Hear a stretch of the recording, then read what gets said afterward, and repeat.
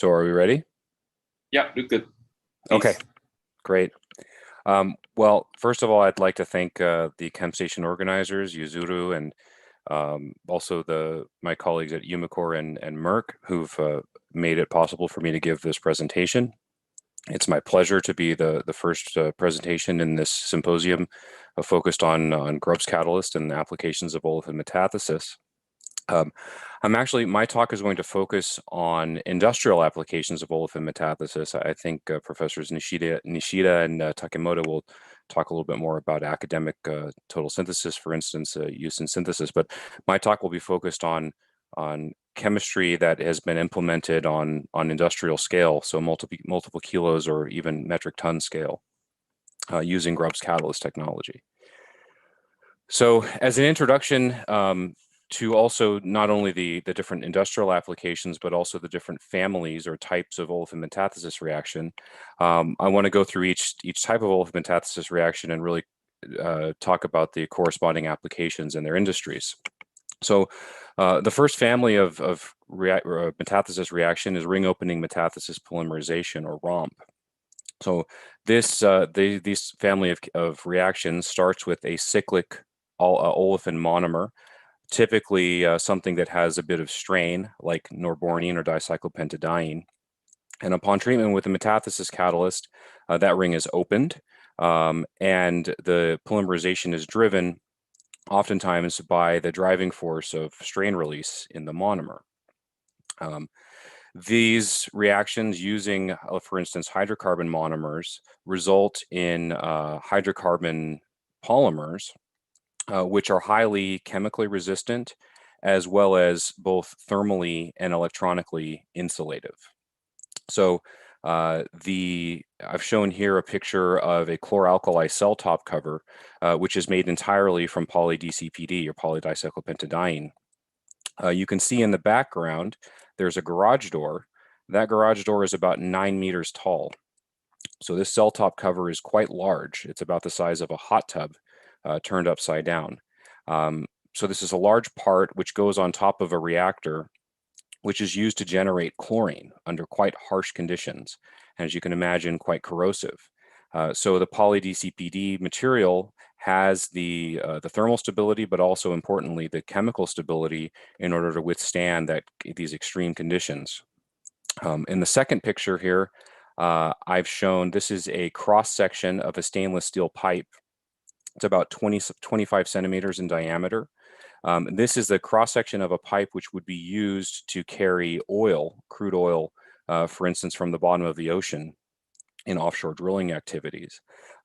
What's outside of the metal pipe is about a 5 centimeter thick layer, again, of a poly-DCPD based resin, which is used to insulate the pipe against, and importantly, the oil that would be carried within the pipe, so that it is not cooled down to the temperature of the ocean water, which is what it would be traveling right next to. So this is actually a very unique material for this purpose, and has been used to coat actually many miles of oil pipeline in the Gulf of Mexico. And then the last application, which I'll draw your attention to, as I mentioned, the hydrocarbon materials also have very good electronic insulation properties, and there's quite a few potential applications in electronic materials for instance, a printed circuit board material. Turning to cross metathesis, the second type of metathesis reaction that I'll talk about on this slide. So the cross metathesis reaction is an intermolecular reaction of two olefin precursors. And this is kind of where the name metathesis comes from, to change positions. The position or the substitution on each side of the olefin is swapped. So here you have two separate olefins, and after the metathesis reactions, they now have the two different substituents on either side of the olefin. This is a reaction that's used in small molecule synthesis. It's been used in total synthesis, but it's also being used currently in the application of rubber processing. So it's used to generate nitrile butadiene rubber, which is actually already made through an orthogonal process. It's not a ring opening metathesis polymerization to make that rubber. It's a completely different process. But the metathesis step is used afterwards on the partially cured monomer in order to equilibrate the double bonds that are actually in the backbone of the polymer, which leads to a higher polydispersity and a lower viscosity material. So the lower viscosity material is used to build more intricate molds, which are necessary as a lot of the parts, for instance, in automotives become miniaturized. They make very fine-toothed belts, for instance, which would be used in an engine. And also gasket and other sorts of sealing materials are made by this type of rubber. And the processing is made a lot easier, a lot simpler by the use of a Grubbs metathesis catalyst. A second example of cross metathesis, which has been used on really metric ton scale, is in the cross metathesis of seed oil fatty acid methyl esters, which are derived from seed oils. The idea behind these applications are to replace petroleum feedstocks with more renewable feedstocks, such as these triglycerides and other methyl esters, which can be derived from palm oil, canola oil, and other seed oils. This has been carried out at very massive scale by a company called Elevance and their partner Wilmar in the plant in Indonesia. And finally, and actually the rest of my talk will really be focused on ring closing metathesis. The third member of the family of metathesis reactions is ring closing metathesis. In these reactions, you start with a starting material, which is a diene, an acyclic diene containing 2 double bonds. After treatment with the metathesis catalyst, you would get the cyclic product, so cyclic olefin, along with an acyclic byproduct, which would usually be ethylene, assuming that both of these olefins are terminal. However, it's not necessarily the case that you would use terminal olefins, and so you could get something like butene or propene from these reactions as well, rather than ethylene. So ring closing metathesis has been used extensively in natural product total synthesis, and I think I saw a preview of some of the later talks. You'll be seeing more examples of ring closing metathesis for natural products. But it's also been used in the pharmaceutical and in industrial synthesis quite extensively, not only in discovery, but also in process chemistry, which I'll talk about later.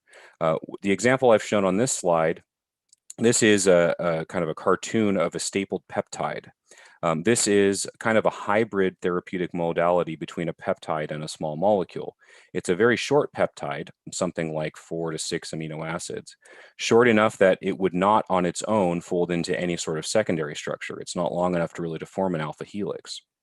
But by adding this hydrocarbon staple in the I to I+4 or the I to I+7, this actually reinforces the helical conformation of that peptide and makes it a lot more stable to cleavage by proteases in the plasma, for instance. So you have a peptide molecule which behaves a little bit more like a small molecule, like a traditional drug, in that you have much better blood barrier membrane permeability as well as metabolic stability. So before I get into more detail about the ring closing metathesis applications, I want to take a step back and kind of introduce the cast of characters. These are the Grubbs catalysts, ruthenium-based homogeneous catalysts, which are available from Umicore, either from Umicore in bulk quantities or through our exclusive distribution partner, Sigma Aldrich or Millipore Sigma, Merck Millipore, depending on what country you're in. So the first generation catalysts, these are catalysts that bear 2 phosphine ligands. So a phosphine ligand at this position, as well as a phosphine position at the other axial position. And then a ruthenium carbene of some sort, phenylenedinyladine, benzylidine. This would be kind of the more traditional first generation Grubbs structure. Then there are the second generation catalysts, which differ from the first generation catalyst only by an N-heterocyclic carbene ligand, which replaces one of the phosphines. So these catalysts tend to be higher turnover numbers, so they're more active.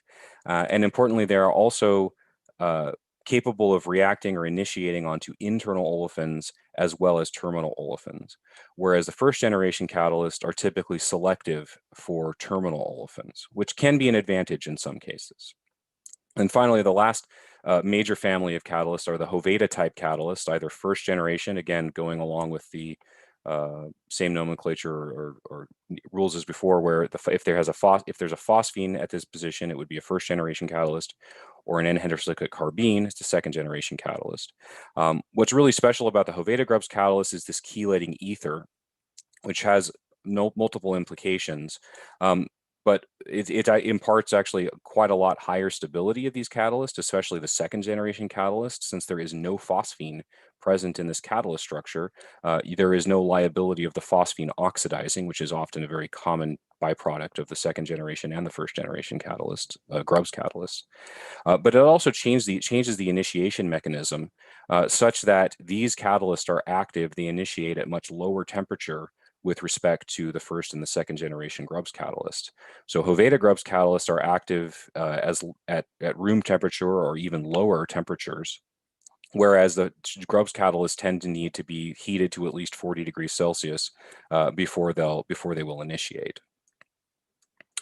And then one final note I want to mention just up front, all of these catalysts, whether they're purchased from Sigma-Aldrich or directly from Umicore, all of these catalysts are available without any license agreement necessary. I know that the business model that Materia brought to the market starting 20 years ago was a little different than this, but Umicore has since acquired Materia's catalyst business, and our approach to all of our catalysts, whether they're metathesis catalysts, hydrogenation catalysts, cross-coupling catalysts, if it's a proprietary catalyst, then a license to use that catalyst is included in the purchase of the catalyst. So there would be no royalties and no separate license agreements needed, even for commercial scale applications. Those also apply to the newer developments out of the Grubbs group, and in these cases, the Bertrand and Hoveda groups as well. These are, on the left, are this family of Z-selective catalysts, which have this adamantyl ring on one side of the NHC, which is CH activated onto the ruthenium center. These will generate from terminal olefins, Z olefins or cis olefins quite selectively. We also have a new line of products that bear these cyclic aminocarbene ligands or CAC ligands, which, as I mentioned, were originally kind of described and developed by Guy Bertrand. The metathesis catalysts that are derived from these N-heterocyclic carbenes do have some differentiated activity. They are highly resistant to ethylene. So, for instance, in the biorefinery application I mentioned on the previous slide, some of those reactions are actually run using ethylene as the olefin partner, and ethylene oftentimes will degrade the other ruthenium catalysts. So these catalysts are designed specifically to withstand ethylene pressure, so they're highly useful in ethenolysis reactions. They're also selective for terminal olefins over internal, but they have a similar activity of the second generation catalyst, so high turnover numbers as well. And then finally, the newest class or newest family of catalysts that are under development are these diphthyalate chelated ruthenium catalysts, which were first disclosed as Z-selective catalysts, so another type of cis-selective catalyst. But after further investigation, it was actually revealed that these catalysts are in fact stereoretentive. So the initial examples were using cyclic olefin monomers for ring opening metathesis.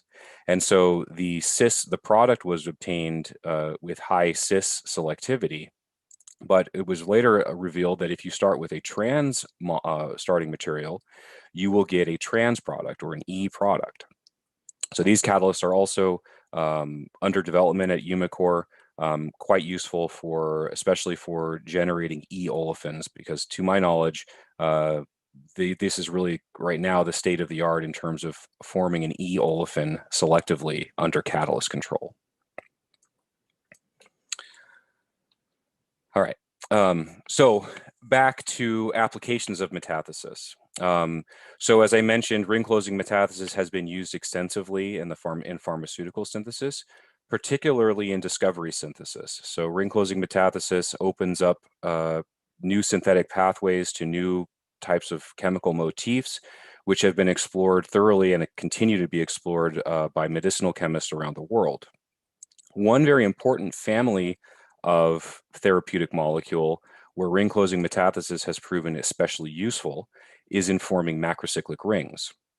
Macrocycles are highly desirable, have some desirable properties which have been described in other papers. I won't have time to go into it, but suffice it to say they're a privileged drug scaffold.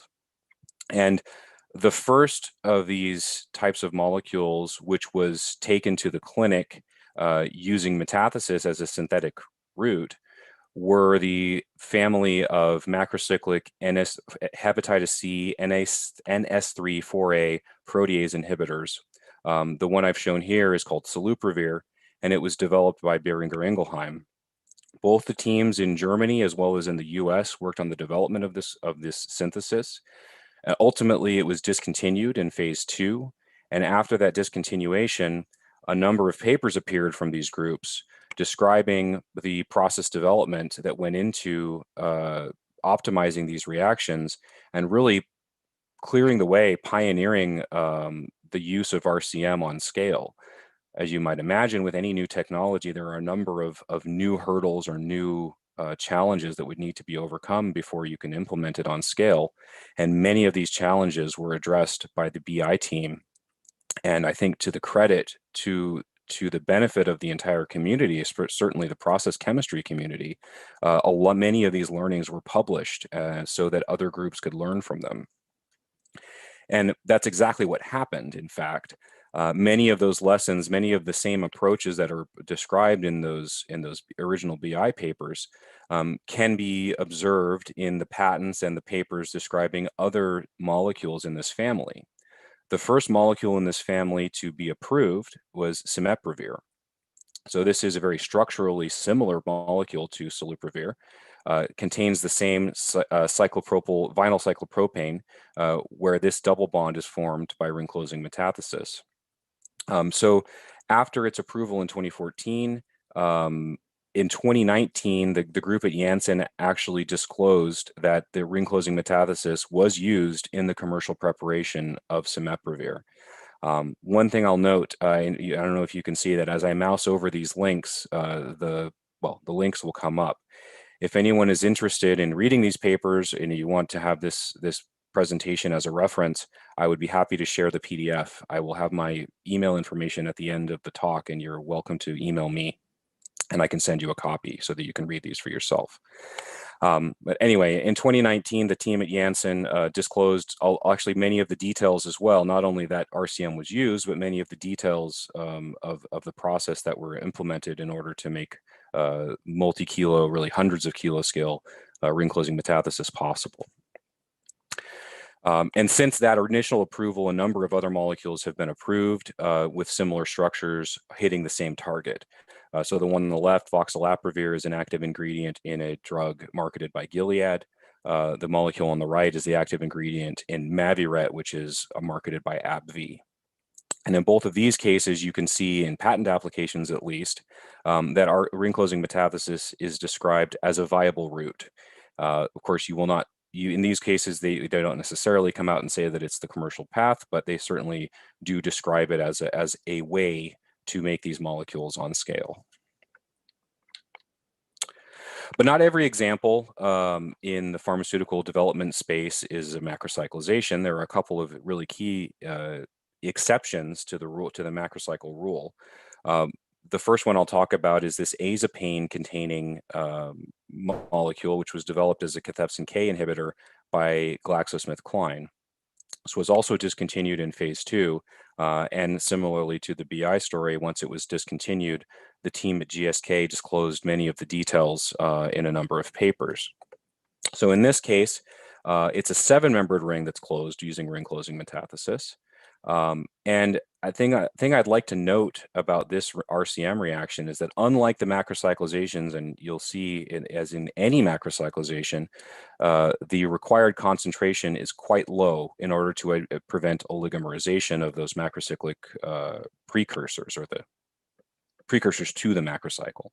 Oligomerization is a very common side product to any sort of macrocyclization reaction. When you use ring closing metathesis to form a smaller ring, a more entropically favorable ring, like even a 7-membered ring, you see that the concentration of the reaction can actually be increased quite dramatically.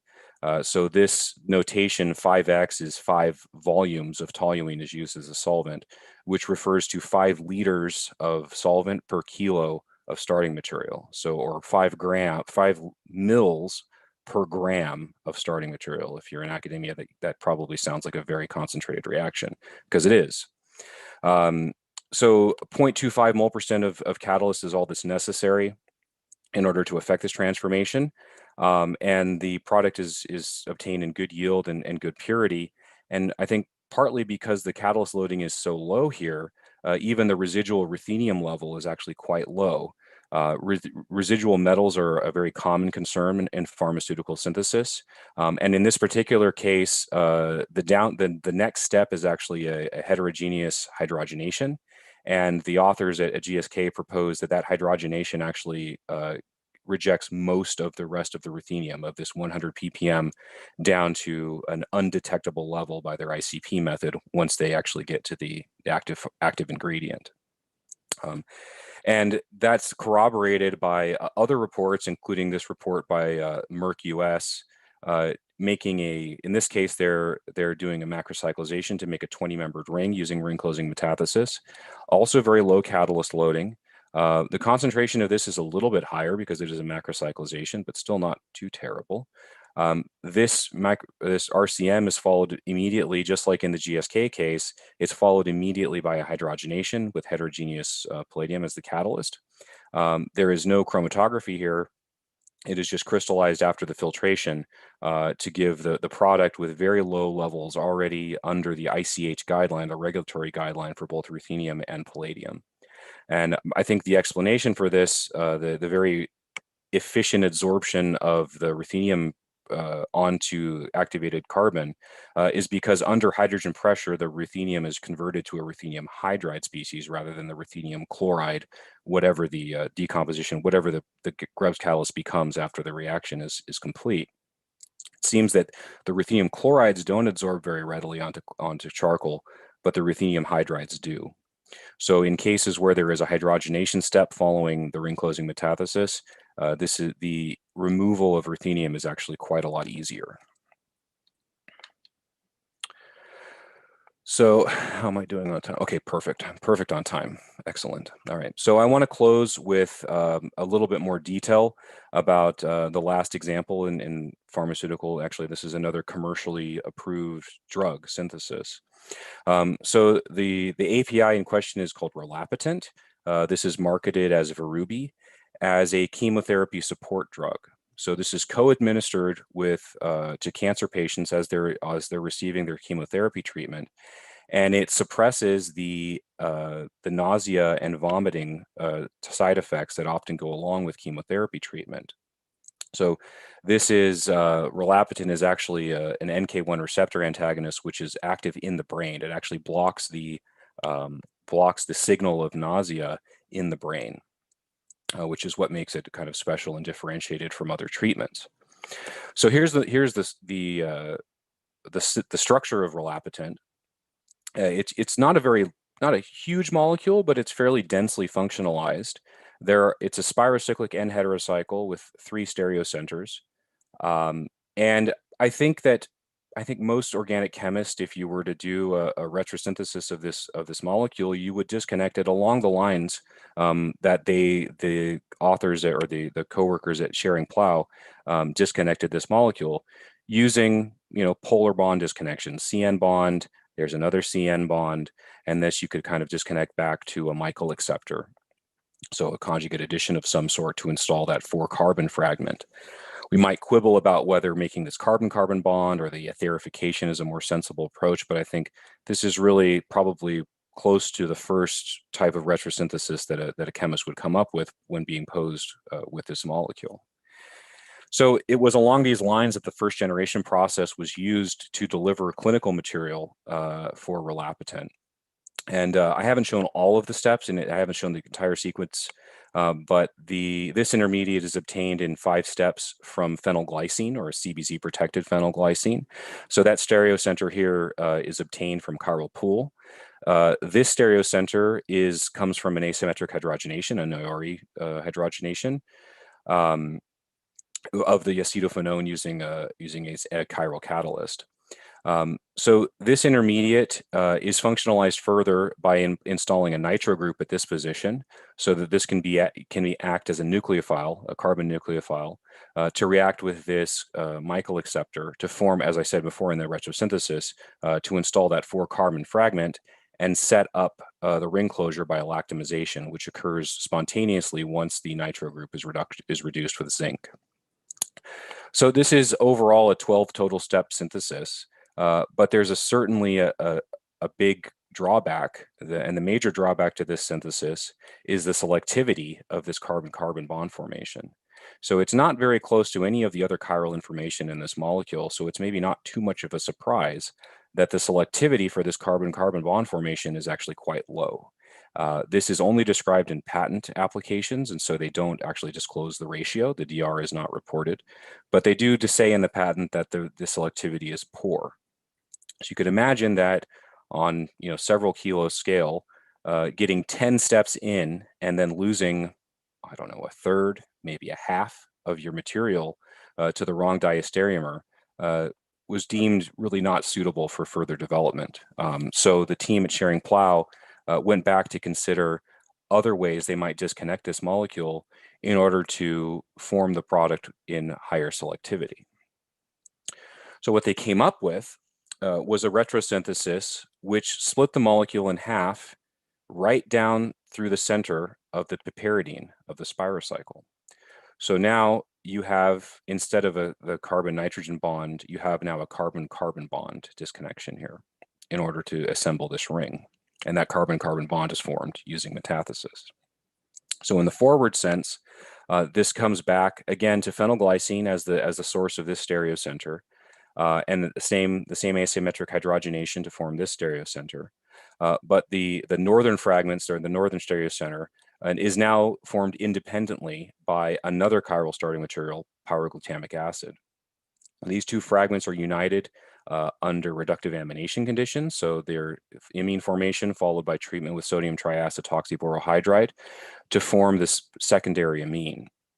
The secondary amine, which now I've kind of drawn it indicatively of the ring closure, right? So you now have these vinyl groups in proximity so that they can form the 6-membered ring by ring closing metathesis. But prior to that ring closing metathesis, the primary or the secondary amine is protected with tosic acid. This is isolated as the tosic acid salt, and then subjected to Hoveda-Grubbs 2 catalyst, actually with some additional tosic acid for good measure.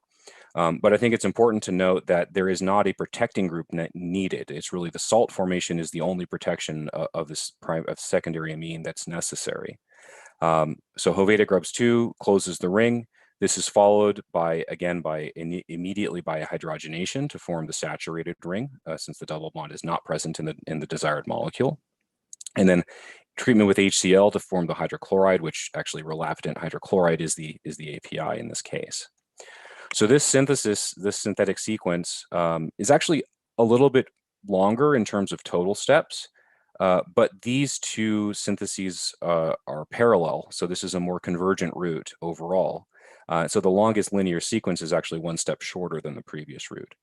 But really the key takeaway from this route is that the desired product is formed in perfect selectivity, because each of these stereocenters is completely independently controlled. So there is no loss of yield at a late stage because of that diastereomeric mixture. So in conclusion, I'd like to wrap up by saying that Grubbs catalysts have proven themselves really a valuable tool for industrial synthesis in more than one industry and more than one application. Polymerization, cross metathesis, ring closing metathesis. There are a number of these applications where Grubbs catalysts have found a special place. And I also want to reiterate that the questions about the IP, access to these catalysts, I think have been clarified. Our model is just, you buy the catalyst, you can use the catalyst. No other strings attached, no complications beyond that. And then the last point I want to close with is that Umicore, in our acquisition of Materia in 2018, we kept on the same R&D team that had been working at Materia for the past 15 plus years. And they are now wholly paid for by Umicore, and they're working on projects, some internal projects, but also external projects, so client projects, where our role is to optimize and demonstrate proof of concept of metathesis reactions. And this is a team that has very long expertise and specific long experience and specific expertise in metathesis reactions of all the types that I talked about. So this really fits into our total kind of start to finish support starting from the supply chain of the metals. So the ruthenium supply chain is something else that I don't have time to get into in too much detail here, but it's certainly something of concern. Umicore has a very backward integrated even waste recycling stream, so we can keep a closed loop on all of our precious metals. To moving on to the expertise of the catalyst technology, as well as expertise in applying that catalyst technology in organic synthesis applications, using the R&D team either in Hanau, in our headquarters in Hanau, or the team in Pasadena, again, right next door to Caltech, because it was originally the Materia team. That's on through Kilo Lab and pilot plant validation, as well as commercial scale support. So with that, I'd like to thank you all. Arigatou gozaimasu. And I'd also like to introduce my colleague Yoshi Horiguchi, who is the main point of contact in Japan for all Umicore catalysts, so not just metathesis catalysts, but also if you have questions about cross-coupling or asymmetric hydrogenation, he's the person to reach out to. And as I said before, please feel free to send me an email if you'd like a copy of this talk. Thank you very much. And I'd be happy to answer questions. Thank you very much, Felix. It's always exciting to hear the real-world industry chemistry talk. So we got a bunch of questions. Okay, so can I ask a question? Yeah, thank you for a great, very nice talk. So we are very enjoying your talk. So the first question is, can the catalyst be recyclable for the industrial? I mean, in the usual Grubbs first or Grubbs second catalyst or something. It's not polymer supported type. Right. Yeah. That's a good question. So, I mean, I think it's very difficult to re-isolate an active homogeneous catalyst, any type of homogeneous catalyst. And so that's also true for the metathesis catalyst. But you brought up supported catalysts. This is certainly something that we would be open to doing, and we've had questions about it in the past. And if we had a client who had a problem that was really solved by a supported catalyst, then we would go that direction and develop one. But so far, there are also some drawbacks to using supported catalysts, particularly the turnover frequency. There's just slower reactions. So there are some also challenges to using supported catalysts as well. But really it's, we're open to doing it, and we'd be happy to work with a client to do it. That's the other thing too, is that we at Umicore, we're very focused on industrial scale or development applications. So we don't do a whole lot of upfront research. I think there's actually quite a lot of research that's already been done on supported metathesis catalysts in particular. We would really work on connecting the dots between what's there in the academic literature and something that's practical. And like I said, that so far just hasn't been a priority for many of our clients yet. Okay, thank you. I see. So I have another question. So which metathesis catalyst is effective for the bulky catalyst, and also for the large macrocyclic ring closing metathesis? I'll answer the first. There's two questions, and which catalyst for bulky substrates and which catalyst for macrocycles? Okay, bulky substrates. So we do have. I'm glad I brought the backup slides. This is one of the catalysts. We call it M721. This is Hoveda Grubbs 2, but instead of the IMES or SIMES NHC, it's instead of mesotyl, it's just a toluol group. So this is a less bulky NHC, which is actually tolerant of more bulky RCM substrates. So here you see a big difference between first generation Grubbs, second generation Hoveda catalyst, and then the toluol version of Hoveda Grubbs 2. So it goes from not working at all to 80% yield. This is a medchem example, so it's very high loading. I would consider 10% high, by the way. But here, this is forming a tri-substituted olefin, which typically is a challenge. And in fact, actually, I skipped past it. There's even an example here using that same catalyst. I apologize, I didn't fix the, I didn't update the numbering in these, but this is actually the same catalyst as I showed before, M721, with the O-toluol groups. Here, that's actually possible to even to form a tetra-substituted olefin in this 5-membered ring using that catalyst. So this is for ring closing metathesis reactions. Yeah. With cross metathesis reactions, it's actually a bit counterintuitive. It's actually the more bulky catalysts which tend to work better for the cross metathesis. And this has to do with favoring the productive metallocyclobutane formation. Sorry, I'm skipping around a lot. So here I've shown them the mechanism with an intramolecular reaction. And when these two olefins are tied together, it's really only these two proximal carbons that will be connected in the metallocyclobutane formation. But in a cross metathesis reaction, these are not tethered to one another. And so in fact, they will actually tend to form the metallocyclobutane where the two substituents are actually on opposite sides, so opposite from one another. So imagine, rather than the ring, there's now a carbon or another substituent coming off of here. And if you disconnect, if you reverse the metathesis reaction, you only get the same thing you started with. You actually have to have the two substituents line up on the same side in order to get a productive cross metathesis reaction. So having more bulk on the ruthenium center actually relatively favors the formation of that kind of cis, or not cis is not the right word, but substituent, like where the substituents are proximal next to one another. So that's shown here. So here you see with actually the reverse trend in this cross metathesis to form a tri-substituted olefin. The smaller catalyst actually gives a lower yield. SIMES is in the middle. And then the IPER or CYPER ligand is actually the most efficient at catalyzing this cross metathesis reaction. The second question was about macrocyclization. Yeah, macrocyclization. Yeah, so there is not really, aside from whether if there's also a steric challenge, if there's steric hindrance around the reactive olefins to make the macrocycle, then all of these rules would apply.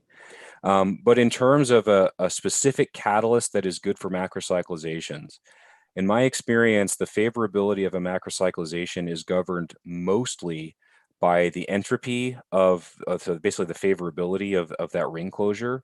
So whether the reactive conformation is actually accessible kinetically. And also, it's also impacted quite a lot by the thermodynamics of the ring strain. If you are making a strained product, then that will typically be a lot less efficient than if you are, let's say it's neutral. And this has actually been both of those. I think I have the, oh no, I don't. I don't have that example here, but that's actually a point that's studied by the group at BI. So they do a macrocyclization. There's an amide in the ring. So I'll go back to the BI molecule.